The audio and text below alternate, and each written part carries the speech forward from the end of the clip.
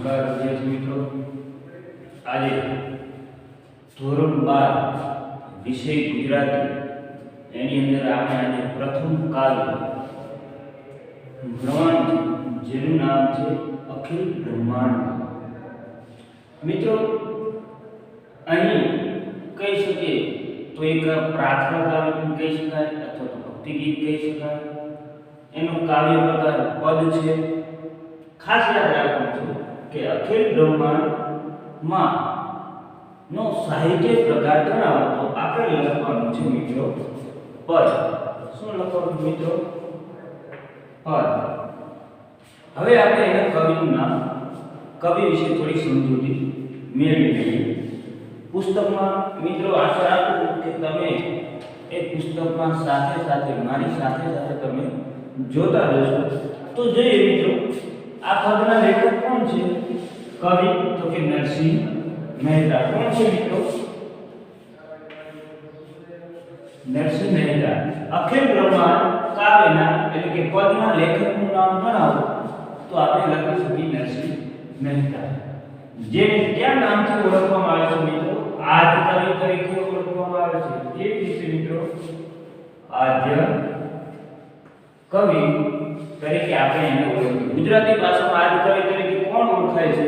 તો લખી શકીએ આપણે નરસિંહ મહેતા, જેમનો સમય આશરે 15મી સદી મિત્રો. કેટલી? 15મી સદીમાં નરસિંહ મહેતાનો સમયગાળો માનવામાં આવે, ભક્તિ યુગ માનવામાં આવે છે. હવે નરસિંહ મહેતાએ લખેલા પદો કયા નામથી ઓળખાય છે, કયા નામથી જાણીતી બન્યા? તો કે પ્રભાતિયા.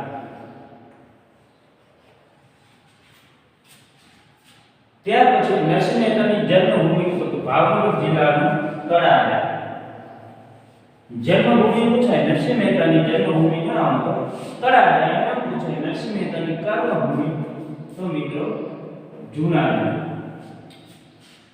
હવે આપણે કવિ પરિચયમાં આગળ જોતા જઈએ, સાથે સાથે વિગતે ચર્ચા કરતા જઈએ.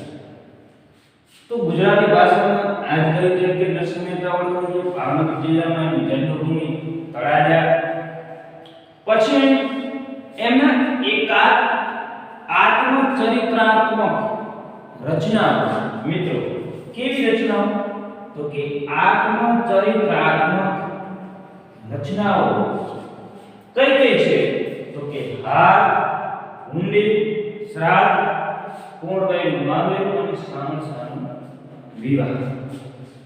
પરીક્ષામાં એવું પૂછાય કે નરસિંહ મહેતાની આત્મચરિત્રાત્મક રચનાના કોઈ પણ બે રચનાના નામ જણાવો તો આપણે લખી શકીએ મિત્રો હાર, હુંડી અથવા શ્રાદ્ધ, કુંવરબાઈનું મામેરું અથવા તો સામસાનું વિવાહ. કેવા છે? આત્મચરિત્રાત્મક રચનાઓ છે. ગુજરાતી ભાષાના ઉત્તમ કોટીના ભક્ત કવિ તરીકે નરસિંહ મહેતા જાણીતા. કેવા ભક્ત?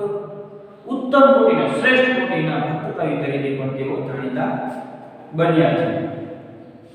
એમણે જ્ઞાન ભક્તિ અને વૈરાગ્યના પદોનું સર્જન કર્યું. જૂલના છંદમાં લખાયેલા નરસિંહ મહેતાના પ્રભાતિયા લોકકંઠે વસીને આપણે ત્યાં ચિરંજીવી બન્યા છે. નરસિંહ મહેતાના પ્રભાતિયા કયા છંદમાં લખેલા છે મિત્રો? યાદ રાખવાનું છે જૂલના.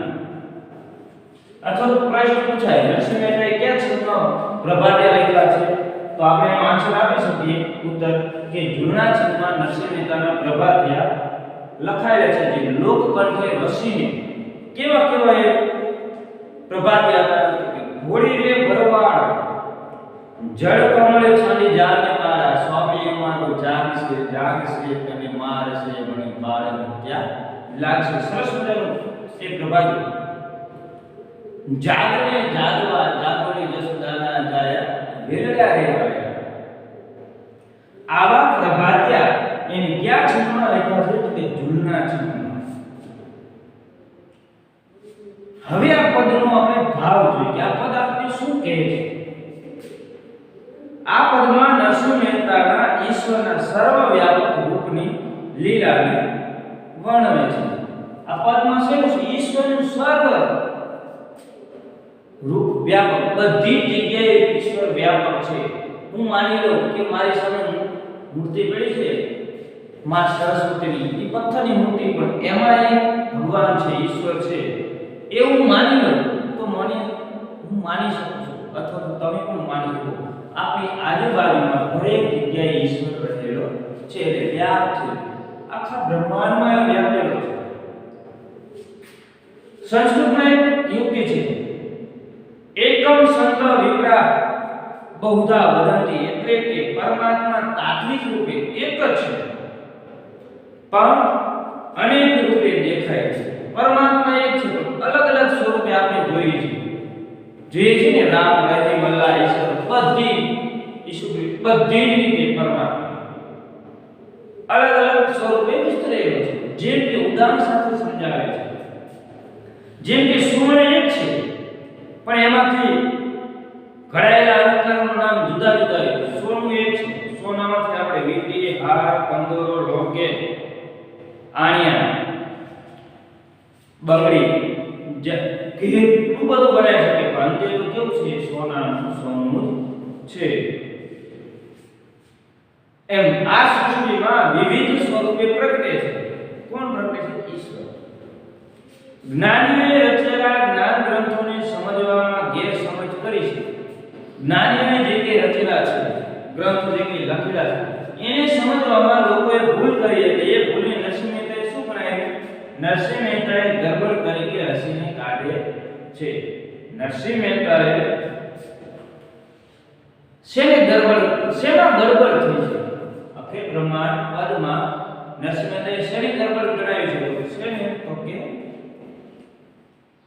જ્ઞાન ગ્રંથોને સમજવામાં જે કે લોકોએ ગેરસમજ કરી છે એને ગડબડ તરીકે, એટલે કે ભૂલ તરીકે નરસિંહ મહેતાએ ઓળખાવી છે. પરમેશ્વરની શાસ્ત્રના જ્ઞાન દ્વારા તો ખરા, પણ પ્રેમની પરાકાષ્ઠા રૂપે ભક્તિ દ્વારા સરસ રીતે પામી શકાય છે. એવી પોતાની પ્રતીતિને આ ભક્ત કવિ અહીં વિવિધ દ્રષ્ટાંતો દ્વારા આપી છે. પરમાત્માની પ્રેમની પરાકાષ્ઠા, પરમાત્મા સુધી પહોંચવું હોય તો કે તમે એકદમ સરળ છે, પણ એમાં એના પ્રત્યેનો તમારો જે શ્રદ્ધા, એકાત્મ ભાવ એ જરૂરી છે. એ અહીં વ્યક્ત કર્યો છે. કવિતા અને તત્વજ્ઞાનનો સમન્વય કરતું આ એકાત્મ ભાવનું આ પદ નરસિંહ મહેતાની ચિરંજીવીની સદા રમણીય સ્મરણીય કૃતિ છે. જો મિત્રો અહીં લખેલું છે આ પદમાં કવિતા અને તત્વજ્ઞાન,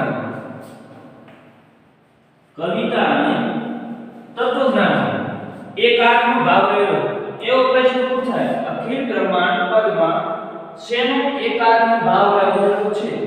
તો આપણે લખી શકીએ કવિતા અને તત્વજ્ઞાનનો એકાત્મ ભાવ રહેલો છે. મિત્રો હવે આપણે જોઈએ એ પદ જોઈએ.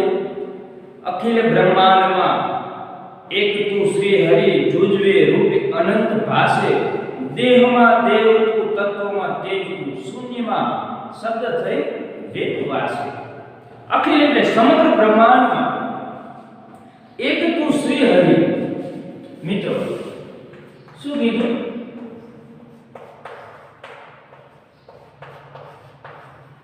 શ્રી હરિ એટલે શું થશે મિત્રો? ઈશ્વર પરમાત્મા. શું ઈશ્વર પરમાત્મા કે છે? જુજવે, જુજવે એટલે મિત્રો જુદા જુદા સ્વરૂપે. અહીંયા આપણે સ્વરૂપો લખ્યું, બરાબર? અલગ અલગ સ્વરૂપે, જુદા જુદા રૂપે, સ્વરૂપોમાં રૂપે અનંત ભાસે. અનંત એટલે હરેક જગ્યાએ જાઓ તો તમને અલગ અલગ સ્વરૂપે પરમાત્મા દેહ ભાસે જોવા મળે છે.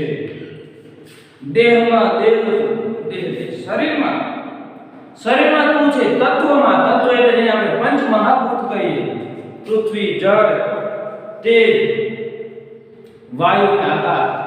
આ પાંચ તત્વો પંચ મહાભૂતમાં પણ રહેલો છે. એ તેજમાં તું છે, શૂન્યમાં શબ્દ થઈને વેદ વાસે, શૂન્યમાં તું શબ્દ થઈને, અને વેદ એટલે જેને આપણે અહીં કહી શકીએ જ્યારે આર્યો નો સર્વપ્રથમ ગ્રંથ કહીએ એટલે ઋગ્વેદ પ્રાચીન ગ્રંથ આપણો એ વેદમાં પણ તું વસે છે. પરમાત્માને એમ કહે છે કે હે હરિ હે ઈશ્વર તું તો વેદમાં પણ વસે છે. આર્યોએ પ્રથમ જે ગ્રંથ લખ્યો છે સૌથી પહેલો પ્રાચીન ધર્મ ગ્રંથ જે ઋગ્વેદ તરીકે જેને આપણે ઓળખીએ છીએ એવા ગ્રંથમાં પણ તું વસે છે, એમાં પણ તારો નિવાસ છે. તો પહેલી કડીમાં આપણે કમ્પ્લીટ જોઈ લીધું કે આ સમગ્ર બ્રહ્માંડમાં હે પરમાત્મા હે ઈશ્વર તું જુદા જુદા સ્વરૂપે જોવા મળે છે, અનંત સ્વરૂપે તું જોવા મળે છે અથવા દેખાય છે. આ શરીરમાં, દેવમાં એટલે પરમાત્માની અંદર તત્વમાં એટલે પંચમહાભૂતમાં પણ તું શૂન્યમાં જેમ શૂન્ય છે એ શૂન્યમાં પણ તું શબ્દ સ્વરૂપે અને વેદમાં પણ તું વસે છે. મહાન વેદો છે એમાં પણ તારો વાસ થાય છે. મિત્રો અહીં એક લાઈન લખું છું, એમાં આપણે શું કરવાનું છે સમજાવું. જુજવે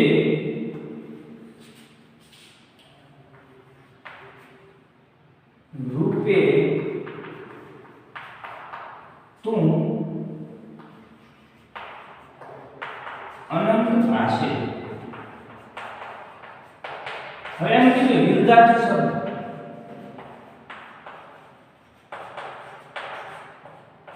વિરુદ્ધાર્થી શબ્દ મૂકીને અનંત છે.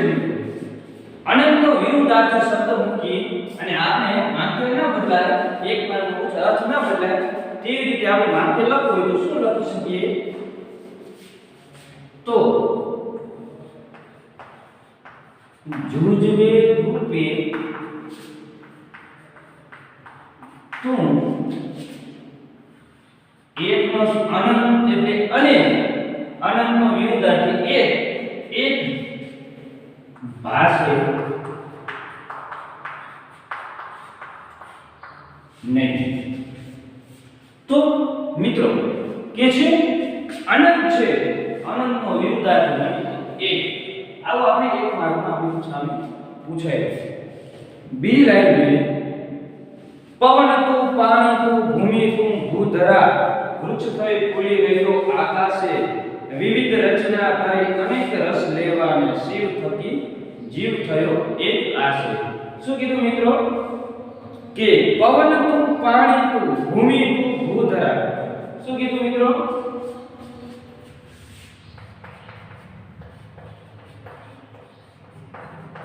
ભૂધરા એટલે કે અહીં પૃથ્વી. શું થશે મિત્રો?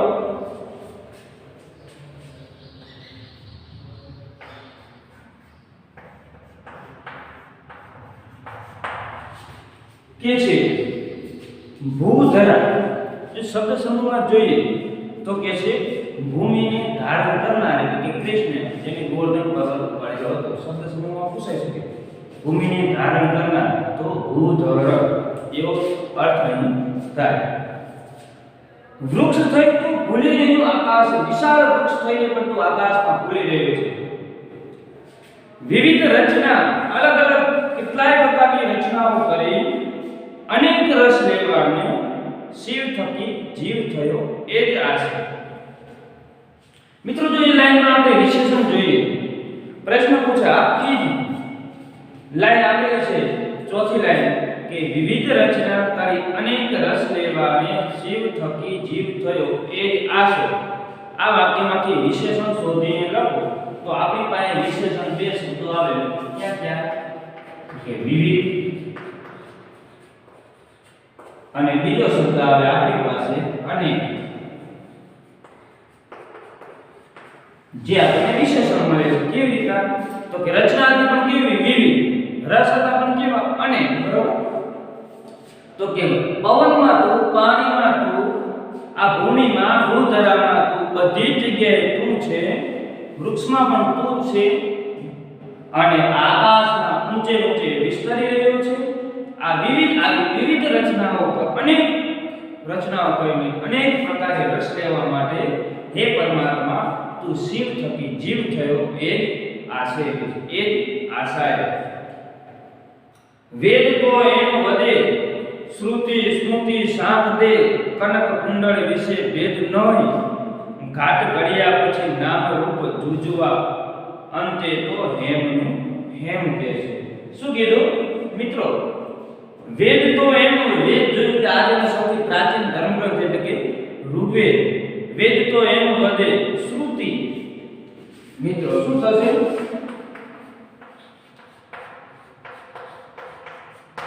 શ્રુતિ શ્રુતિ એટલે કે શ્રવણ દ્વારા પ્રાપ્ત કરેલ શું થશે મિત્રો યાદ રાખજો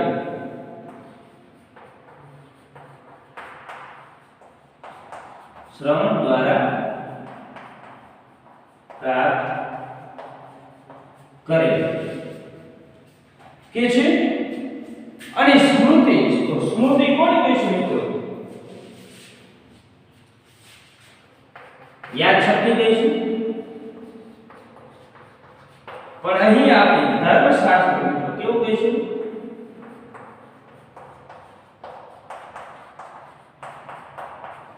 કે છે શ્રવણ દ્વારા પ્રાપ્ત કરેલું ધર્મશાસ્ત્રમાંથી સાંભળેલું એ સાંભ દે છે એટલે કે હકીકત પુરાવે છે સાક્ષી પુરાવે છે કનક કુંડળ વિશે ભેદ ન હોય કનક શું થશે મિત્રો કનક એટલે ચલો આન્સર આપો કનક એટલે મિત્રો કનક એટલે આપણે શું લઈશું તો કે સોનું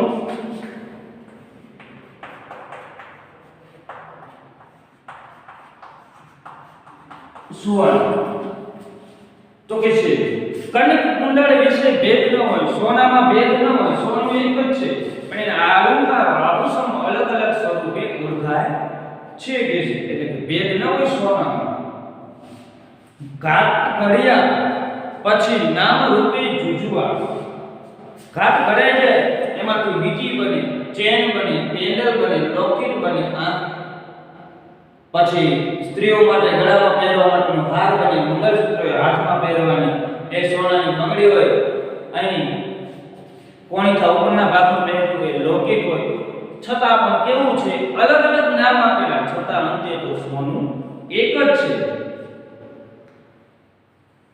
અંતે તો હેમ હેમ હેમ એટલે સોનું મિત્રો શું થશે સોનું અંતે સોનું તો એક જ છે એવી રીતે પરમાત્મા પણ અલગ અલગ સ્વરૂપે વ્યાપેલો છે અંતે તો એક જ પરમાત્મા શ્રી હરિ ઈશ્વર પરમાત્મા છે કે છે ગ્રંથે ગરબડ કરી વાત નવ કરી ખરી જેને જે ગમે તેને પૂજે મન વચન કર્મથી આપ માની લે સત્ય એ જ મન એમ સૂજે છે શું કે છે જેને જે ગમે તે માની આ બધું કોને ગરબડ કરી છે તો કે ગ્રંથોએ ગરબડ કરી છે નરસિંહ મહેતા એટલે કીધું મેં કે નરસિંહ મહેતાએ આ જ્ઞાન ગ્રંથોને સમજવામાં જે લોકોએ ગેરસમજ કરી છે એને નરસિંહ મહેતાએ આ પદની અંદરથી ગરબડ કહીને હસીને ઓળખાવી કાઢી છે ગ્રંથે ગરબડ કરી નવ વાત કરી ખરી ખરી સાચી ગ્રંથોએ સાચી વાત ન કરી જેમ સાંભળેલું બોલેલું લખતા ગયા અને સાચું ખોટું એમ અલગ અલગ લોકો સુધી પહોંચી ગયું અને અંતે એ સાચી માહિતી પહોંચી નહીં એટલે ગ્રંથો કે છે ગરબડ કરી નાખ્યા ધર્મશાસ્ત્રોએ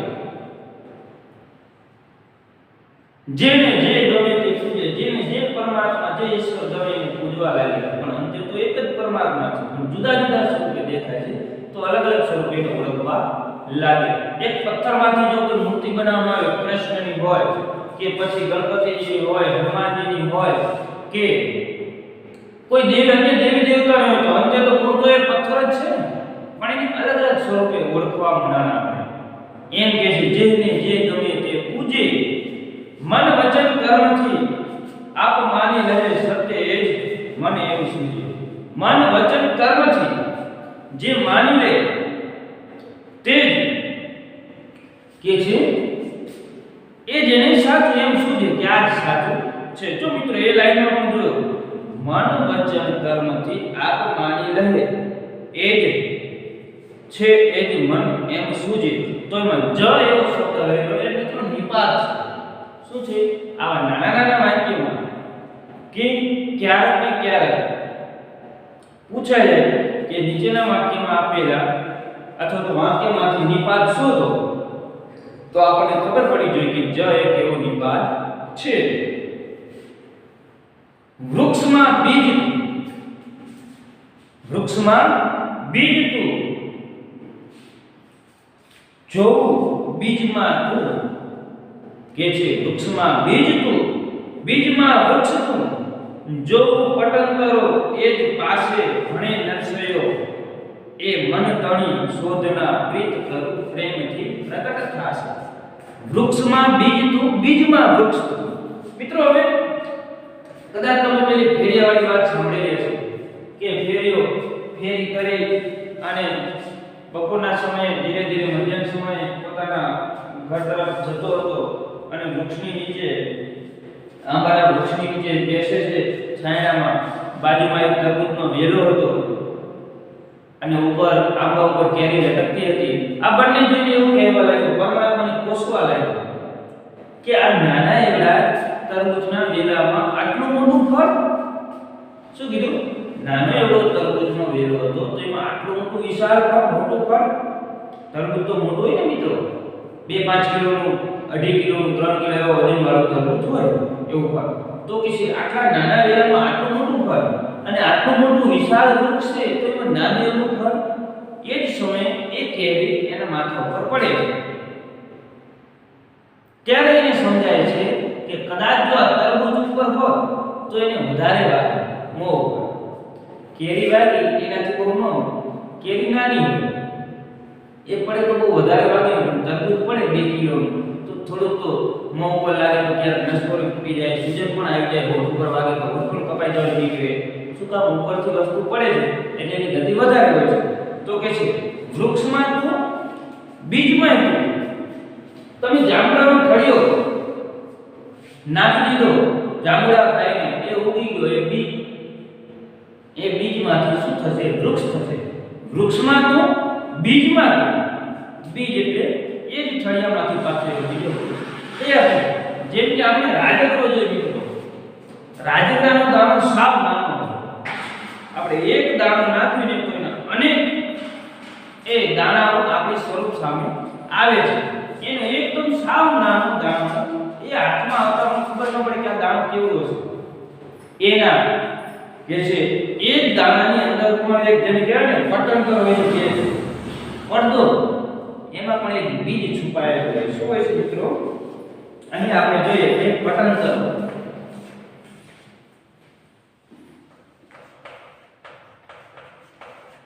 એટલે કે પડદો. તો કે છે કે નાના એવા રાજગરાના દાણામાં પણ એક પડદો હોય છે, પટંતરો હોય છે કે જેમાં આપણને વૃક્ષ એટલે કે વૃક્ષ અને બીજ બંનેનો સંબંધ દેખાય છે. જો ધીમી નજરે કદાચ કાંઈક એવું સૂક્ષ્મ યંત્ર લઈને જુઓ તો જ દેખાય, બાકી દેખાય નહીં. કે છે એટલે વૃક્ષમાં તું છે, બીજમાં પણ તું જ છે. જોઈ લો આ બાજુ એક પડદો હટાવી લે, આવરણ હટાવી લે, એ જ પાસે તું બધાની નજીક છે. ભણે નરસૈયો, કહે છે નરસૈયો, એ મન તણી શોધના. આ તો તમારું મન જેવું જેને ઈચ્છે એ તમારી શુદ્ધિ છે. તમે એને બીજમાં પણ પરમાત્માને જોઈ શકો, વૃક્ષમાં પણ જેવું તમારું મન શુદ્ધ. જેમ કબીર કહેતા, મન ચંગા તો પથ્થરો તમે ગંગા. મન જો શુદ્ધ હશે તો તમે પરમાત્માને ઓળખી શકો. પ્રીત કર પ્રેમથી પ્રગટ થાશે. જો ભગવાનને પ્રેમથી ભજવામાં આવે તો ભગવાન તરત જ હાજર થાય. એને તમને એક નાની એવી વાત કરતો કે જ્યારે નરસિંહ મહેતા ને પોતાની દીકરી કુંવરબાઈનું મામેરું કરવાનું, પોતે ભજન ભક્તિમાં લીન હતા, દીકરીનું મામેરું કરવાનું છે, તો નરસિંહ મહેતાએ શું કર્યું? ખાલી એક ચિઠ્ઠી લખી કે શું શું વસ્તુ લઈ જવાની છે, એમાં લિસ્ટ મૂક્યું છે, દીકરીએ લિસ્ટ મૂક્યું છે. અને એ પણ કીધું છે કે તારા બાપને કહેજે કે મોટા બે પથરા પણ એ ભગતડો શું દેવાનું કે છે એમ કહીને લિસ્ટ મોકલાવી. લાવી ફોટા બે પથરા પણ લખેલા કે બે પથરા પણ એ મામેરામાં મૂકે. નરસિંહ મહેતા આ વસ્તુ કોઈ જ વસ્તુ પર ધ્યાન નથી દેતા. જે કે કાગળ જે કે આવ્યો તો પરમાત્માને કૃષ્ણના ચરણોમાં ધરી દીધો અને ભગવાન આવી દીકરીનું મામેરું દઈ ગયા કે પથરા હતા પણ એ પથરા પણ સોનાના હતા. એટલે તમે ભગવાનને જે રીતે માનો છો, જે રીતે સમજો છો, એ જ રીતે શુદ્ધ સાચામાંથી સાચા હૃદયથી જો પરમાત્માને ઓળખવામાં આવે તો પરમાત્મા પ્રેમ કરવાથી સહજ સ્નેહથી આપણી સામે પ્રકટ થાય છે. મિત્રો ખાસ યાદ રાખજો, અહીં જે નીચેની શબ્દ સમજૂતી આપી છે એમાં એક કલમ બરાબર કુંડળ આપેલું છે કે કાનમાં પહેરવાનું એક ઘરેલું, તો એ મિત્રો શબ્દ સમૂહમાં પણ પૂછાઈ શકે છે. બીજી એ વાત, અહીં જે કે માહિતી લખેલી છે એ માહિતી મિત્રો તમારે તમારી ગુજરાતીની ફેરબુકમાં આ માહિતી લખવાની છે. આમાંથી બોર્ડમાં 1 માર્ક્સનો હેતુલક્ષીમાં અને એક વાક્યના પ્રશ્ન સ્વરૂપે આપણી પાસે 100% ક્વેશ્ચન આવશે મિત્રો. બીજી વખત એક વખત કહેજો કે અખિલ બ્રહ્માંડ નો સાહિત્ય પ્રકાર કે પદ, એના લેખક કે નરસિંહ મહેતા ક્યાં સ્વરૂપે આદિકવિ તરીકે ઓળખાય છે, ઉત્તમ કોટીના ભક્તકવિ છે, એમનો સમય જન્મ સમય એટલે કે 15મી સદી, એમના વખણાતું સાહિત્ય એટલે કે પ્રભાતિયા બરોબર જાણીતા થયા છે, જન્મભૂમિ તળાજા, કર્મભૂમિ જૂનાગઢ, આત્મચરિત્રાત્મક રચનાઓ પૂછાય તો હાર ભૂમિ શ્રાદ્ધ, કુંવરબાઈનું મામેરું અને સામરસાનો વિવાહ. એમાં મિત્રો આ હુંડી બરોબર યાદ રાખજો મિત્રો, આ હુંડીની જોડણી પણ પૂછાઈ ગયેલી છે. ત્યાર પછી નરસિંહ મહેતાએ પ્રભાતિયા છંદમાં લખ્યા તો ઝરણા છંદમાં અખિલ બ્રહ્માંડ પદમાં શેનો એકાત્મ ભાવ રહેલો છે તો કવિતા અને તત્વજ્ઞાન. મિત્રો આ પદની અંદર આ તમે આપેલા સ્વાધ્યાયમાં એક એક વાક્યના પ્રશ્નો, એક પહેલા પ્રશ્નમાં 1 થી 5 કાવ્યના જે કે પ્રશ્નો એક એક માર્ક્સના છે, એ પ્રશ્ન નંબર 2 માં પહેલો અને ત્રીજો પ્રશ્ન અને પ્રશ્ન નંબર 3 માં આ પદમાં નરસિંહ મહેતાએ પરમ તત્વને સી રીતે સમજાવે છે. આમાં એક જ મહત્વનો પ્રશ્ન છે, 4 માર્કના પૂછાય છે કે નરસિંહ મહેતાએ પરમ તત્વને સી રીતે સમજાવે છે. અને મિત્રો આ ખાસ યાદ રાખજો કે હવે આપણે પછીના જે કે ચેપ્ટરો આવશે એમાં વિરુદ્ધાર્થી શબ્દ મૂકી અને વાક્ય ન બદલાય તે રીતે પછી નીચેના વાક્યમાંથી વિશેષણતા અથવા નિપાત મૂકો, યોગ્ય નિપાત મૂકી વાક્ય પૂરું કરો, પાઠના આધારે કાર્યના આધારે અથવા તો વાક્યમાંથી નિપાત અલગ ઉતારો. આ બધું જ સાથે સાથે આપણે જોતું જવાનું થશે. આ સંપૂર્ણ આટલું તો તમારે તમારી ફેરબુકમાં વિદ્યાર્થી મિત્રો ફરજિયાતપણે લખવાનું છે બરોબર. અહીં આશા રાખું તમને આ સંપૂર્ણ પદ સમજાઈ ગયો છે. અસ્તુ.